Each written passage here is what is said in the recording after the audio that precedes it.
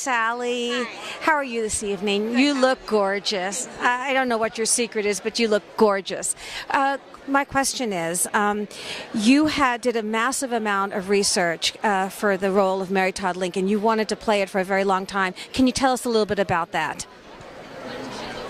Well, I don't know what to say. I mean, the research and the things that I did are, on the screen. So I did as much research as I possibly could do to understand who this person was, and then to, let it go and fling it at the wall and see what stuck, When you played her, after all that you did do, did you know her better? Did you learn more about her once you got into her skin? Well, of course. Yeah, of course. I mean, I knew something about her, but when you do a tremendous amount of research, you learn a lot of facts that some of them you keep and some of them you toss aside because there's so much conflicting theories about Mary. So you kind of have to homogenize the whole thing. Are there any other great roles you would like to play that you haven't done yet? Yeah, I want to play Abraham Lincoln. That's the one I want to play next. I've decided. I've set my mind to it. And I think you can do it. Darn it, I'm going to play it. Sally, Hi,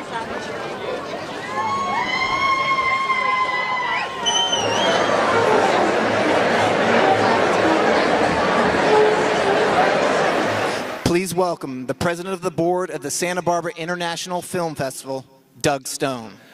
Tonight, we are thrilled to present Academy Award-winning actor Daniel Day-Lewis with the Montecito Award.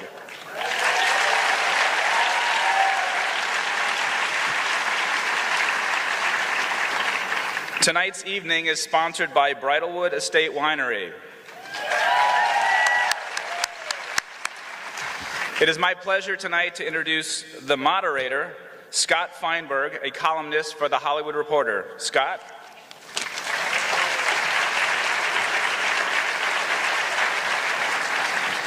Thank you, Doug and Roger and Carol, and good evening, everyone.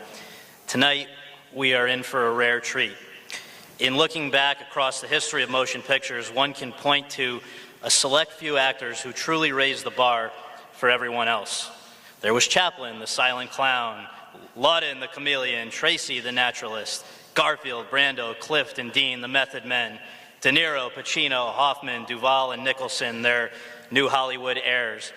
And then there's the man who I would argue is the most versatile and transformative and awe-inspiring and consistently great of today's actors, Daniel Day-Lewis.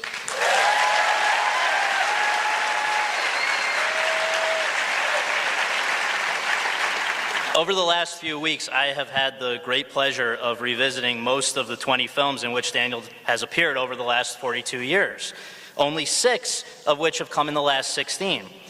His career spans 1971's Sunday Bloody Sunday, in which he made his big screen debut at the age of 14 in the uncredited part of a child vandal, through Lincoln, which is still in theaters, and in which he gives a landmark performance as America's 16th president that might well bring him an unprecedented third Best Actor Academy Award.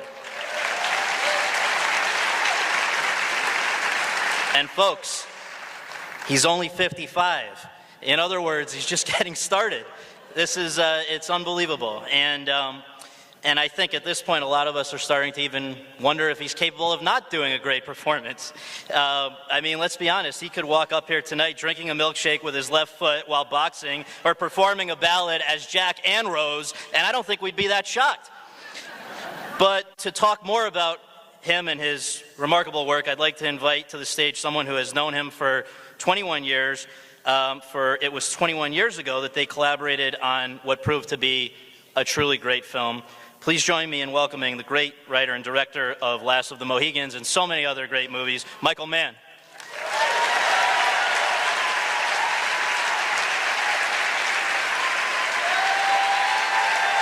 Thank you very much. Thank you. Daniel's work is so extraordinary that the term acting doesn't really apply anymore. It's something else on a whole different elevated plane. He inhabits himself with character, body, and soul. and we find ourselves in an intimate proximity to another human being with dimensions of authenticity unlike we've ever experienced. And the character Daniel builds is built to a degree that extends well beyond the requirements of the text. He builds himself out to the horizon. What's captured in the 2.5-hour frame of the motion picture is only a part of what Daniel's done. Therefore, it's kind of predictable that for Daniel, his reaction to his own work when he sees it on the screen often is a feeling of incompletion, because there was so much more that was created there. But you ask yourself, what makes Daniel's work so unique? He isn't bringing to us a fine representation of another person. He's bringing something much more. From preparation and research, one can get a vivid imagining of another life and time, but he goes much further.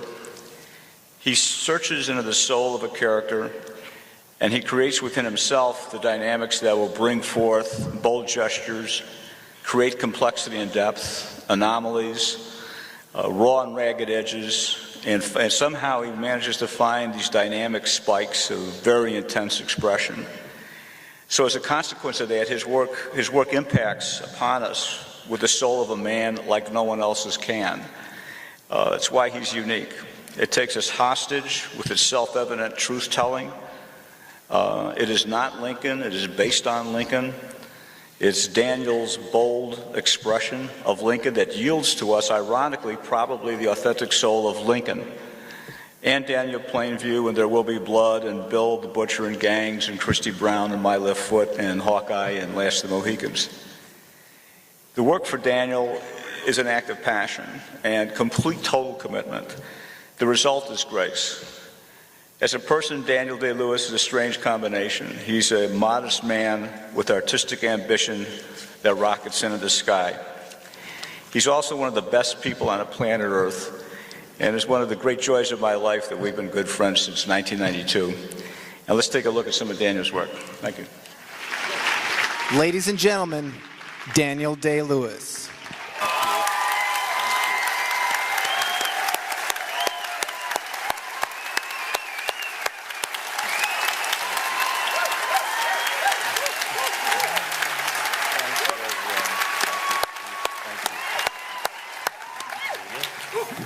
Thank you so much.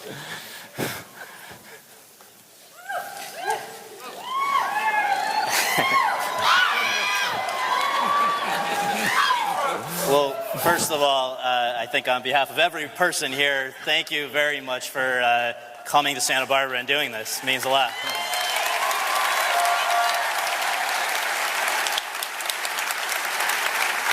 It's such a pleasure to be here. Thank you.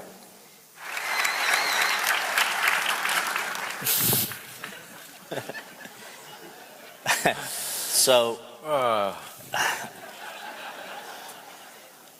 there, in the remaining years of the 1990s, we saw The Crucible, which not only was great for the audience, but I guess it led to something pretty great for you, namely your future wife. And that was followed that was 1996. In 1997, a third collaboration with Jim Sheridan, the boxer, and it's been said by the person who you trained with for, I've heard, 3 years, that you could have turned pro. You were so truly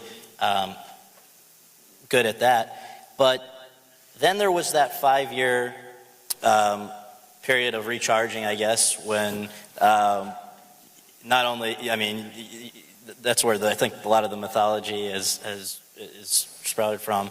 And so I guess, though, the question is, for the 2 films that you, or the 3 films that you then came back for, after that long gap, there was a relatively compact period of a lot of productivity. Gangs of New York with Martin Scorsese, Bill the Butcher. The Ballad of Jack and Rose, directed by your wife, Rebecca Miller. Great film and filmmaker. And then, I think a role that has certainly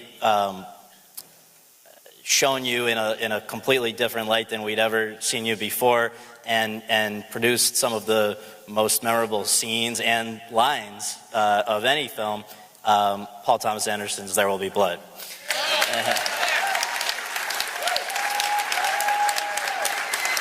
And so I guess, first of all, I think very thankful that you came back after that 5-year period. I don't know, some people had called it a retirement. Was that an inaccurate phrase, or would you have called it that? Semi-retirement. Semi-retirement. But you came back and you had these 3 films, and I just wonder if you can touch upon, they're so different in scale and size and demands upon you. What stands out in your mind when you think about those ones that you came back for?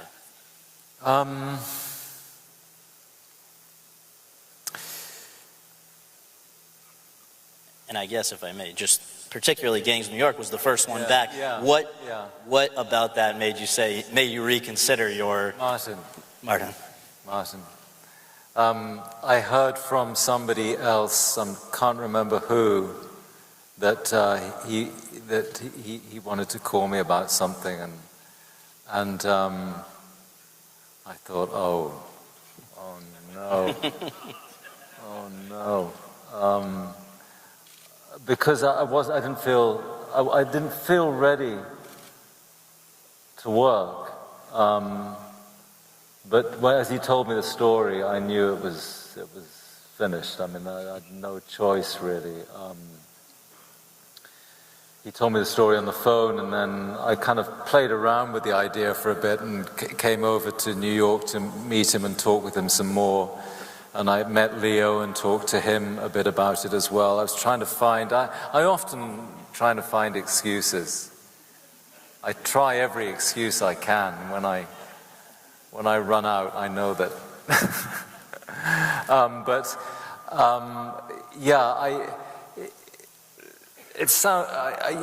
Gangs of New York was. No one's ever had to sell me anything.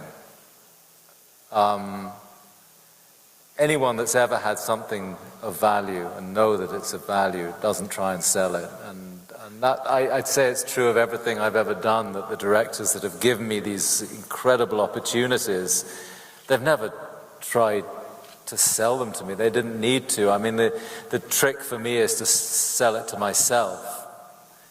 And as much as I'm looking for that moment where you feel that you're drawn irresistibly into the orbit of another world, almost like a physical sensation, I'm also asking myself the question at the same time, am I able to serve this director in what they're trying to do and serve that story?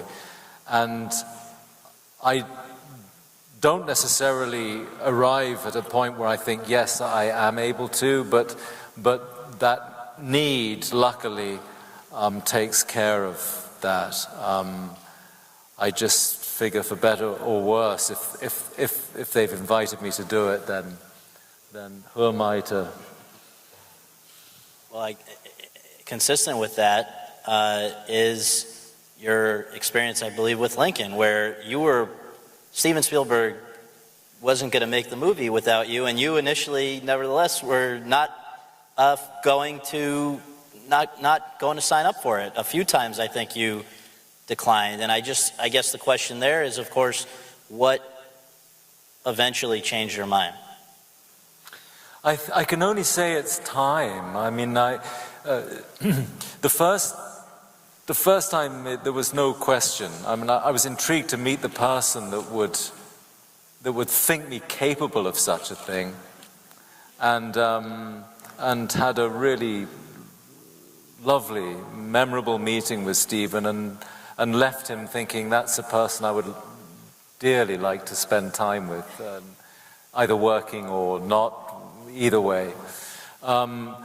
Then some years passed, and then Tony Kushner wrote his version of that same story, and then when I read that, it intrigued me greatly, but still, as it were, from the point of view of somebody who would wish to see that story told by somebody else, preferably.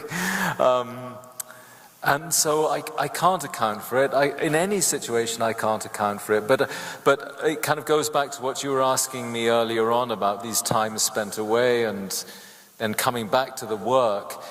For whatever reason, there are moments in time when you have a very particular need to express a certain thing, to explore a certain part, I suppose, of your own life and your own experience.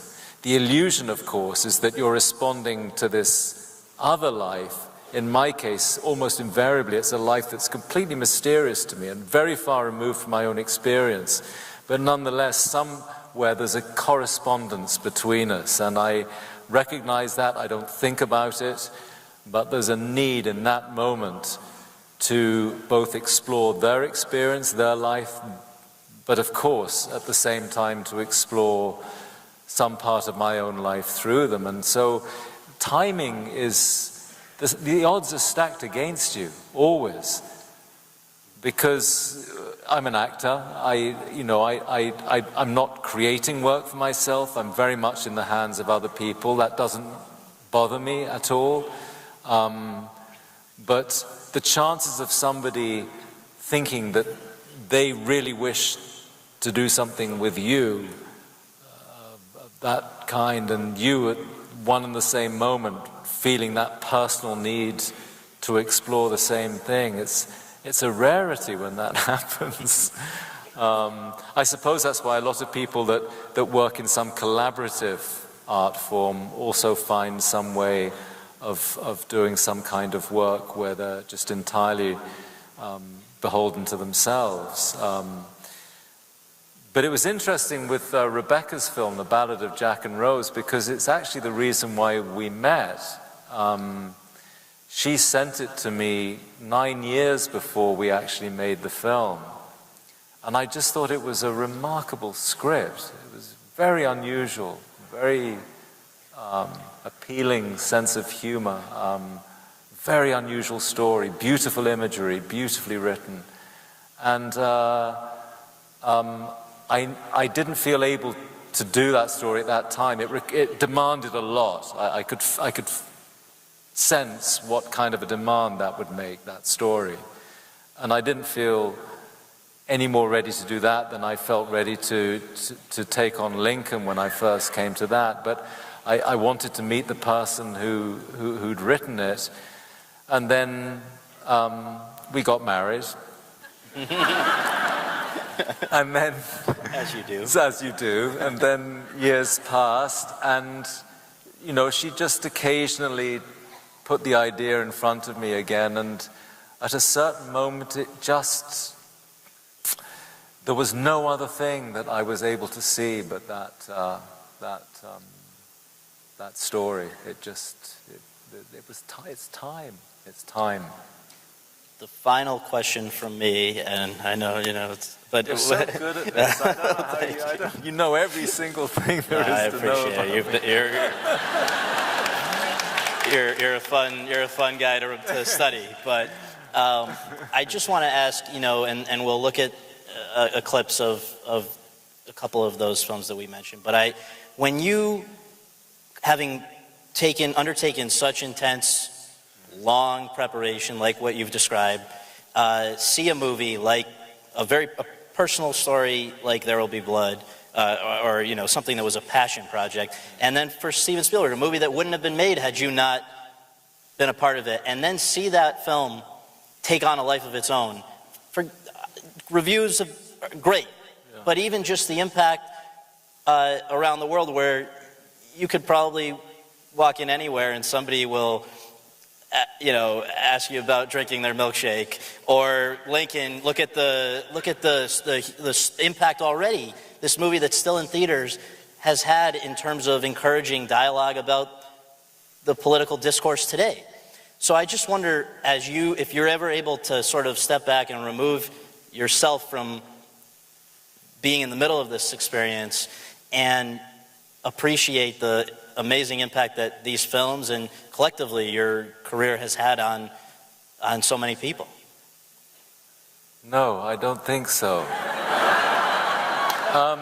and I'm not reaching for, some kind of self-deprecation there at all. I genuinely, I suppose, again, I'm not saying anything that hasn't been said 1,000 times before, but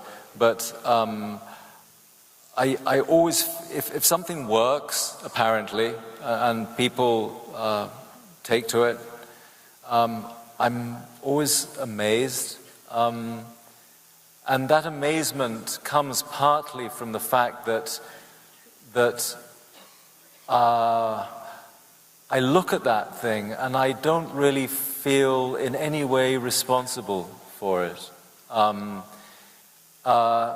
Even now, though I'm still connected to Lincoln because I wish to be, not because I have any real reason to think that I am, but I look at that work experience and I don't really understand what happened. I don't know how it happened. I don't know. It feels almost as if I'm examining somebody else's experience, and that's invariably true. So I'm delighted. I can't tell you how thrilled I am when people, because of course, I've made films that no one has seen, and you'd rather wish a few people had. I don't begin with any kind of ambition from that point of view, other than to, I suppose it's a very selfish thing, other than to do that work that one feels compelled to do. But when people take to it, it's a wondrous thing to me. The sad thing is that I feel that it's really got nothing to do with me whatsoever. So, and yet, how else could it be? Yeah. Well, I think case in point, and this is the final thing you'll hear from me, but let's take a look at two of the scenes that I think will be attached to you forever, and rightfully so.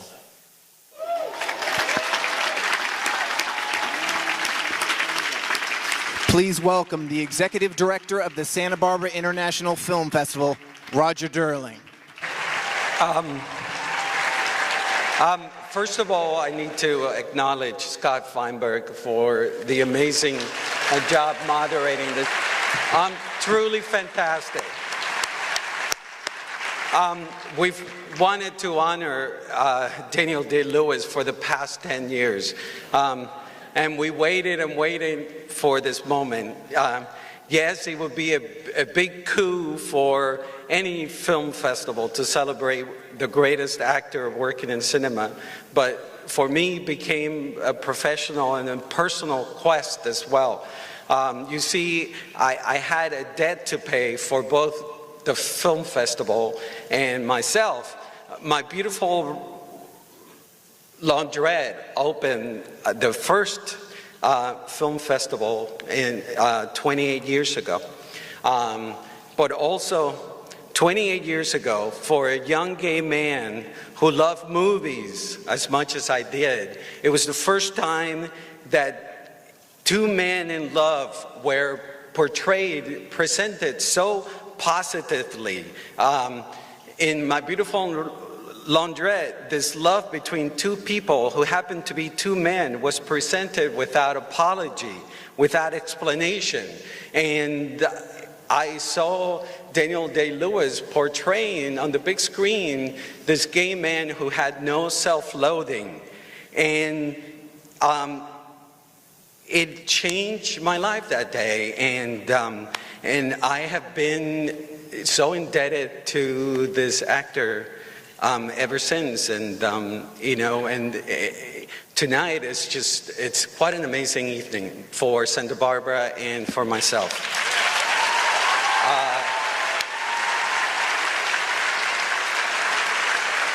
To present this humble token from us to you. I'm deeply honored to introduce two-time Academy Award winner for Best Actress, the magnificent Sally Field.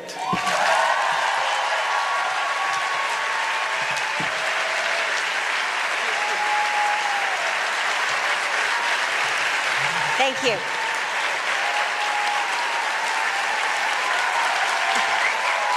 Thank you. Thank you. Thank you. Thank you. Thank you so much. Actors are storytellers. We don't use a pen and paper or paints. We don't write the words or the music, nor do we play it on a musical instrument. Our only instrument is ourselves, our bodies, our voices, our imagination, and our own history. We have different techniques and methods to try to create the illusion of other people's lives, seeking to resemble someone else, to become someone else. And through us, the story is told. Whether it was Charles Laughton or Frederick March, Spencer Tracy or Marlon Brando, they were using themselves to interpret stories, characters, and explore what it is to be human. These extraordinary actors, I think, challenge the contemporary take on the craft of acting. I believe Daniel Day-Lewis is doing that very same thing today.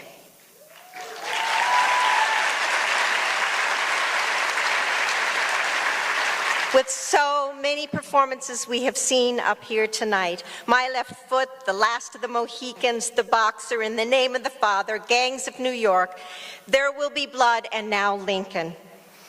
His deep exploration of the characters he takes on change his physical and emotional presence so thoroughly we, the audience, forget we have ever seen him on the screen before. It's simply astonishing.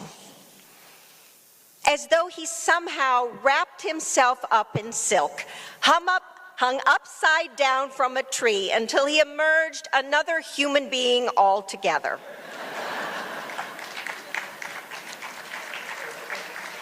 And then he carefully and totally allows us, his audience, to connect with this other person. He never asks anything from us. He simply presents the character and therefore tells the story. My mother was a working class actor. She never achieved the kind of skill she wanted, but she understood it and appreciated it. And she always said to me, Sal, the camera is very powerful. Eventually, it sees who you are. And if that's true, then we have seen Daniel's core, his integrity, his relentless commitment, and his intense concentration, his fearless, exquisite intelligence, and his deep sense of humanity.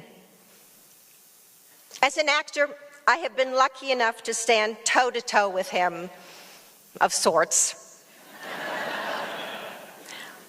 In the heart of the battle, where your fellow actor is your comrade in arms, and everyone is boiled down to their key ingredients. You either know you're on your own against the ever-present enemy of mediocrity, or you know your teammate has your back, would fall on the grenade if need be. I refuse to believe that a good actor can force another actor to be better.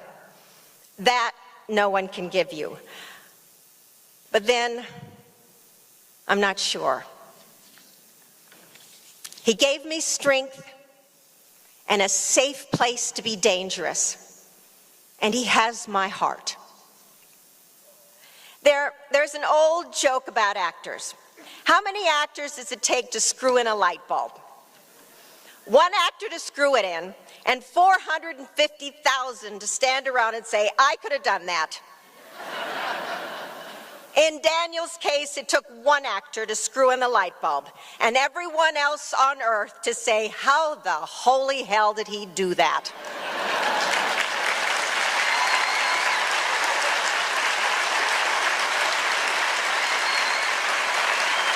It is my great privilege to present this year's Montecito Award to Daniel Day-Lewis.